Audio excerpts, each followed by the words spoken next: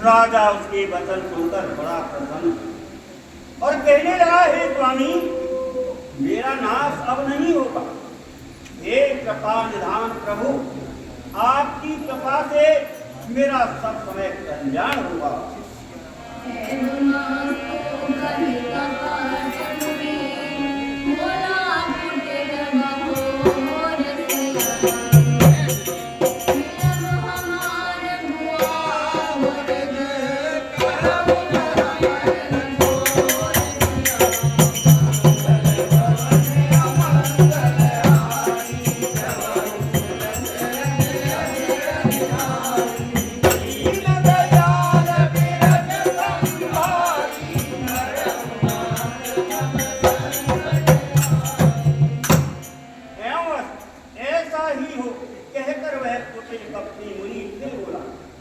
किंतु तुम मेरे मिलने तथा अपने राह भूल जाने की बात किसी से कहना नहीं। यदि कह दोगे तो हमारा दोष नहीं।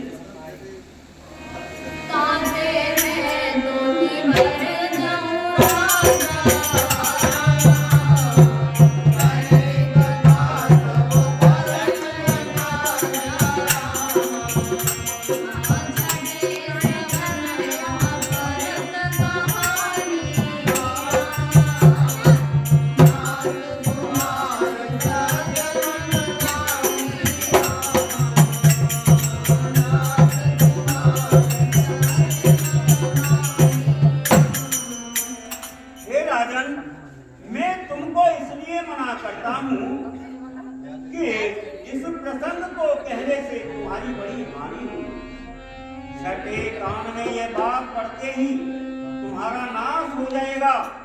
मेरा ये वचन सत्य जानना। यह प्रगटे अतमान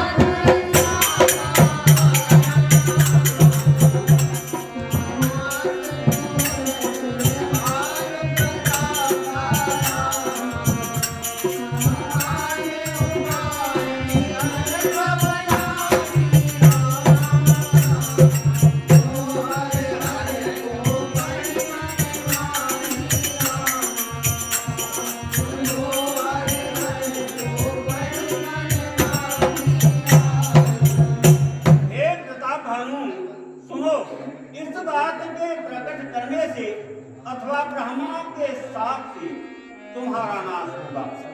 और किसी उपाय से चाहे ब्रह्मा और शंकर भी मन में क्रोध करें, तुम्हारी मृत्यु नहीं होगी। सत्यनाथ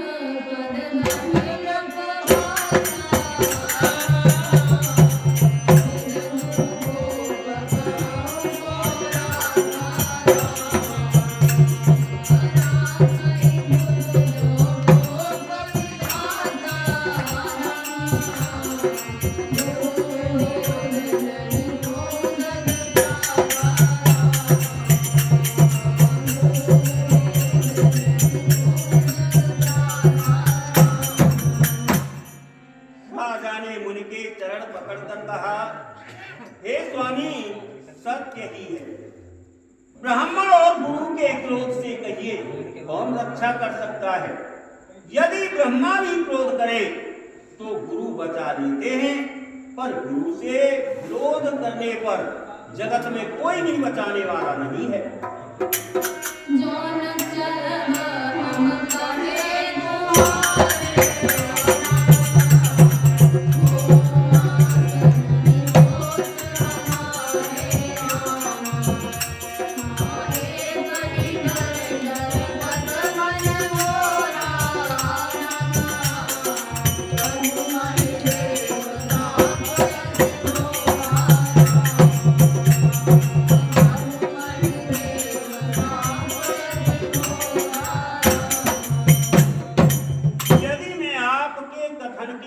नहीं चलूंगा तो भले ही मेरा नाश हो जाए, मुझे इसकी चिंता नहीं है।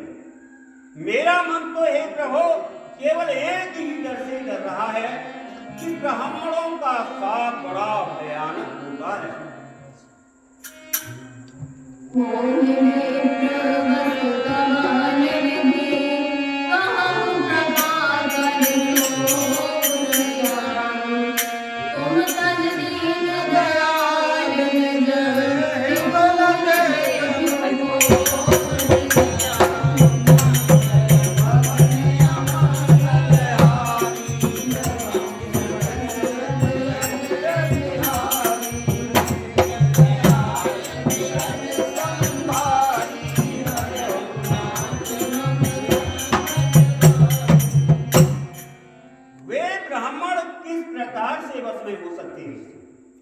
कृपा करके वह भी बताइए, हे दीन दयालु, आपको छोड़कर और किसी को मैं अपना हेतु नहीं देखता। सुन न पहि वेद जतन जग माही,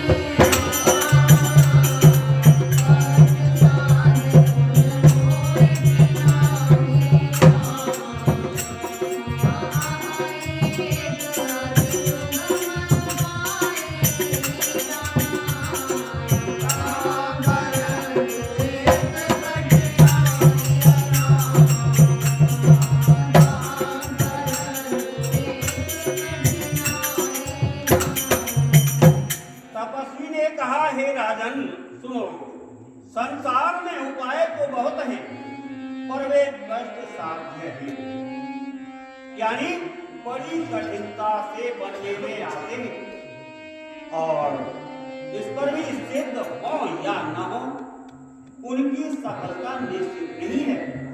हाँ, एक उपाय बहुत से है, परंतु उसमें भी एक कठिनता है। क्या?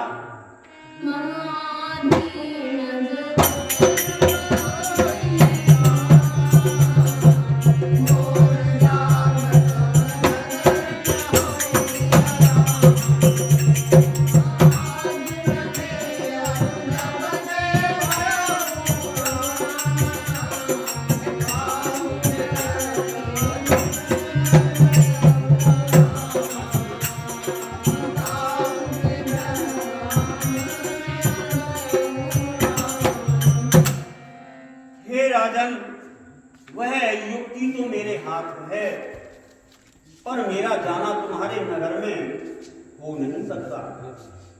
जब से पैदा हुआ हूं तब से आज तक मैं किसी के घर अथवा गांव नहीं गया। जो न जाओ तब होय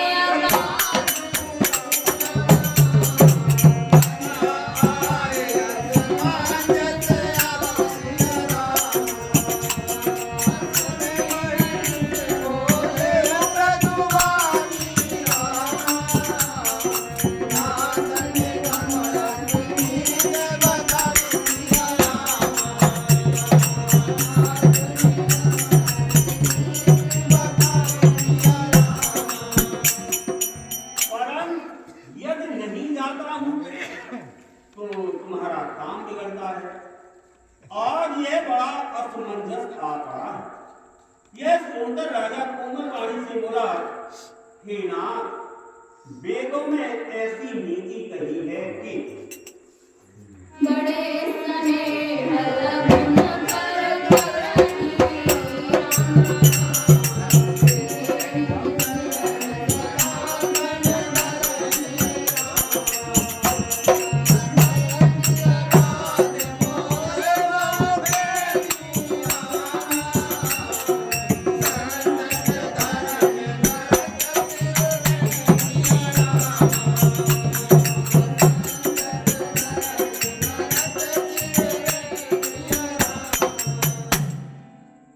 बड़े लोग छोटों पर स्नेह करते ही हैं। पर्वत अपने सिरों पर सदा तृण यानी घास को धारण किए रहते हैं। अगाध समुद्र अपने मस्तक पर हेन को धारण करता है और धरती अपने सिर पर सदा धूलि को धारण किए रहती है।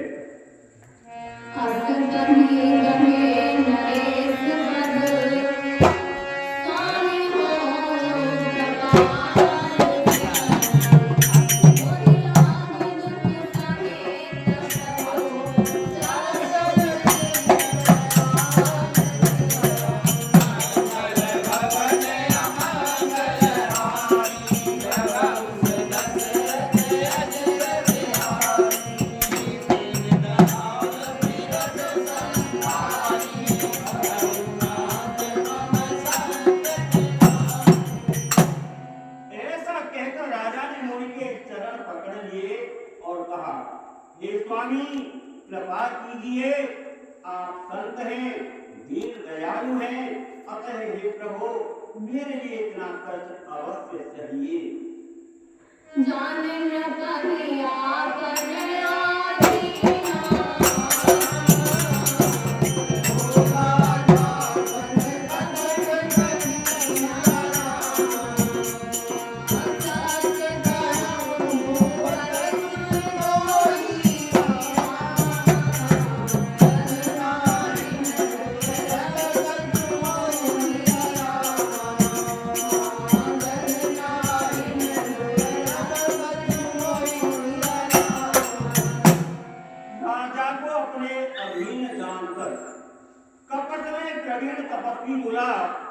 हे राजन सुनो, मैं तुमसे सत्य कहता हूँ, जगत में मुझे कुछ भी दुर्लभ नहीं है। अवस काज में करे हम तोरा, मन तन वचन भगत के तोरा, अजोग जगत तब मात्र गवाओ, करे गमन गव करे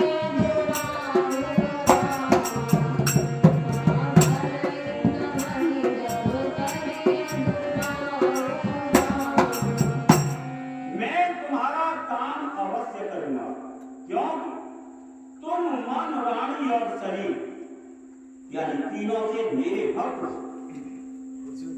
पर योग, युक्ति, तप और मंत्र का प्रभाव तभी फलीभूत होता है जब वे छिपाकर किए जाते हैं। जो नरेश में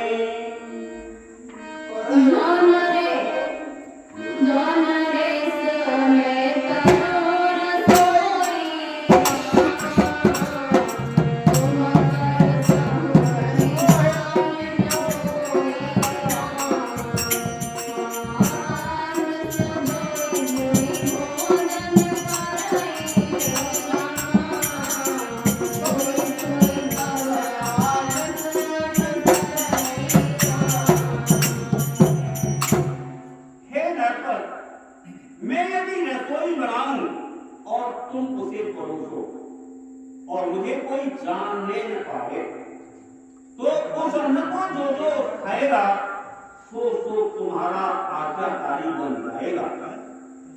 कुल दिन के जहाँ देवई जो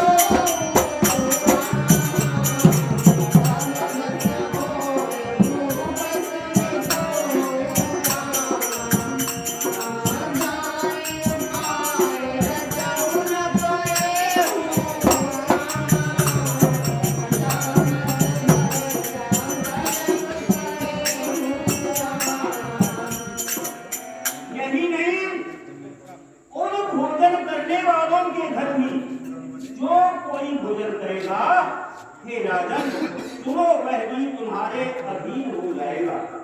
हे राजन जाकर यही उपाय करो और वर्ष भर भोजन कराने का संकल्प कर लेना।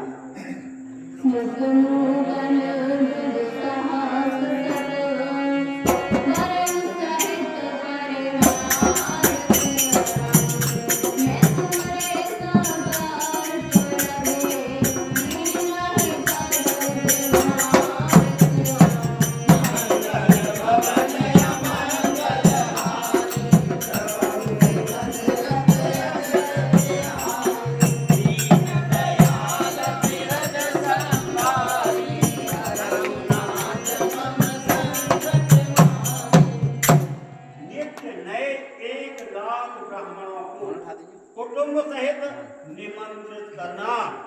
मैं तुम्हारे संकट के काल अर्थात 1 वर्ष तक प्रतिदिन भोजन बना दिया करूंगा।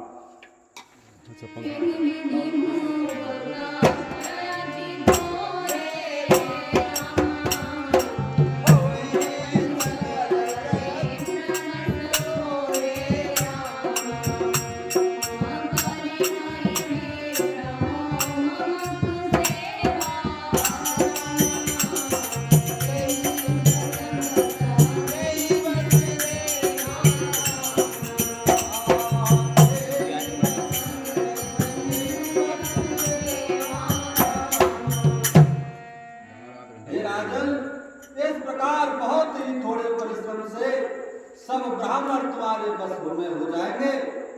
ब्राह्मण हवन यज्ञ और सेवा पूजा करेंगे तो उस प्रसन्न संबंध से देवता भी सहज ही प्रसन्न हो जाएंगे।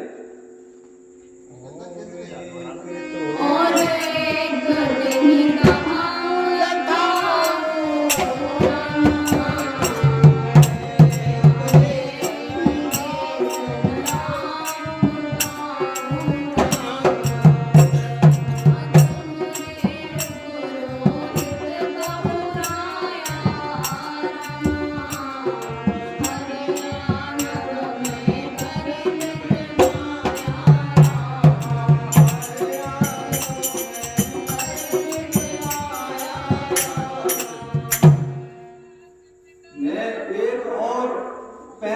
तुमको बताए देता हूँ कि मैं इस रूप में कभी ना आऊंगा। हे राजन, मैं अपनी माया से तुम्हारे पुरोहित को घर ले आऊंगा। तब मन तेहि कर आप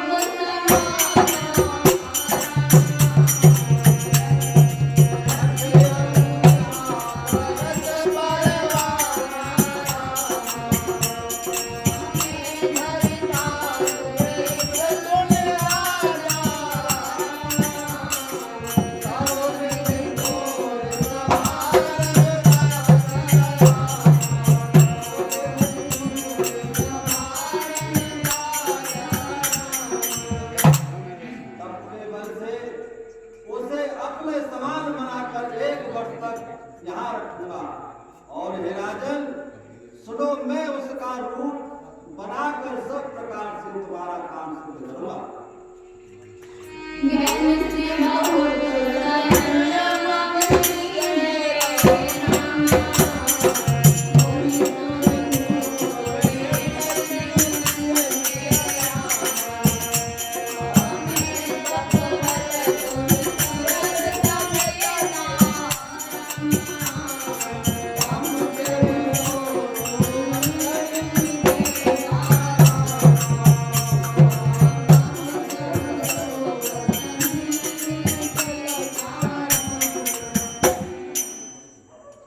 राजन, रात बहुत बीत गई, अब सो जाओ। राजा ने तीसरे दिन मुझसे तुम्हारी भेंट होगी। तब के वन से मैं घोड़े सहित तुमको सोते ही घर पहुंचा दूंगा। मैं आऊं सुरेश घर पर जाने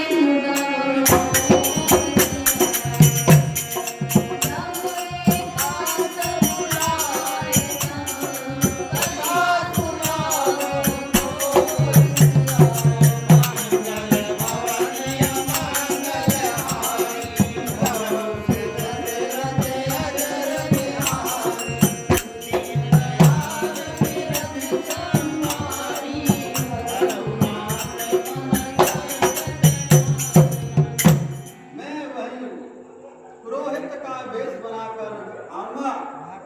जब एकांत में तुमको बुलाकर सबका साथ सुनाऊंगा, तब तुम मुझे पहचान लेना।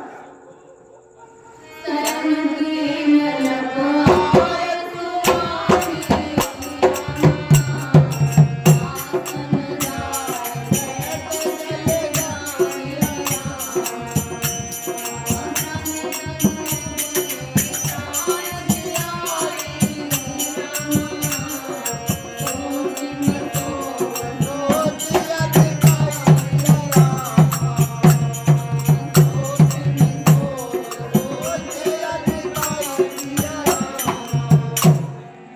राजा ने आज्ञा पाकर शयन किया और वह कपट ज्ञानी आसन पर जा बैठा।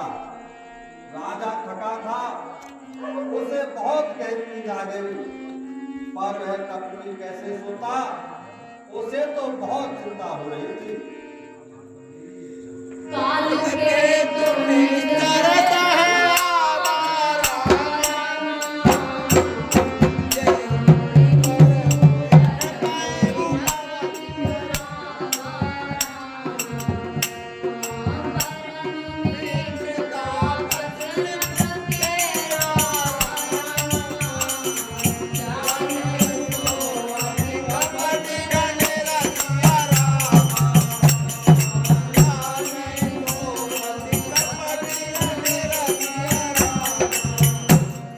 उसी समय वहां काल केतु राक्षस आया, जिसने सुअर बनकर राजा को भड़काया था।